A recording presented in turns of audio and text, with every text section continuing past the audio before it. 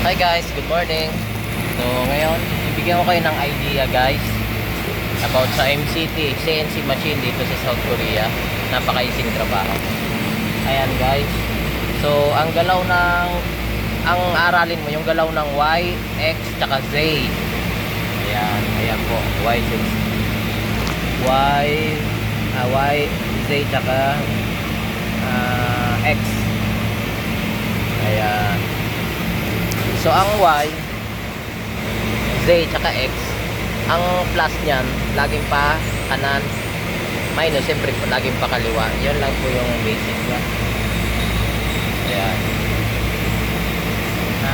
Pag natutunan nyo na po yung basic na setting niya, so madali na lang po siya i-operate.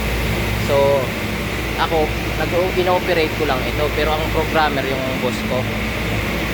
Ayun yung ginagawa namin. Ayun yung product, block, tapos yung mga ayun yung tools.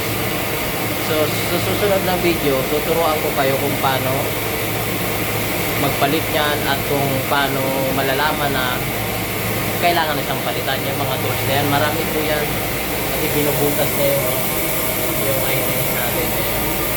Ayun yung ginagawa kong item.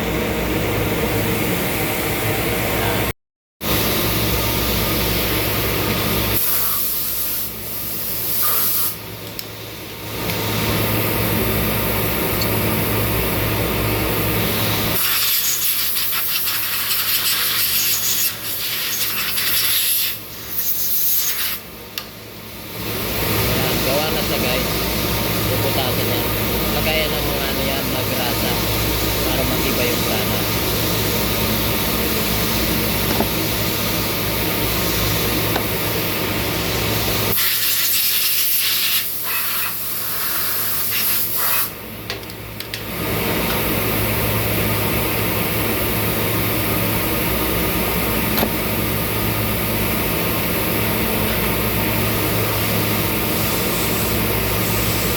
Tapos na yung setting natin.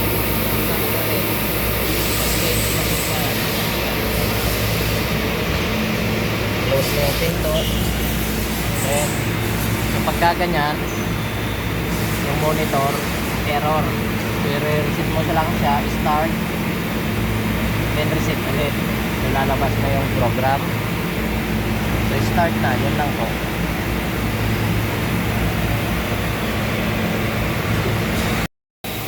Ayan, so tingnan nyo kung paano yung palitan yung tools. Ayan ang tools. Pagkanayan lang yan. MDI. Kung anong tools, ayan, T. Then tools number 1, titingnan natin 1. Tapos M. 6. EUV. Insert. Then start. Ayan, start. Ayan.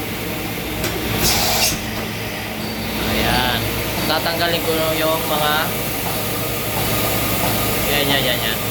Tanggalin ko yan. Okay guys, nakuha. Bye bye.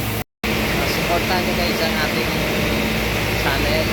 Please subscribe, like, and share po natin. Salamat po. Bye bye.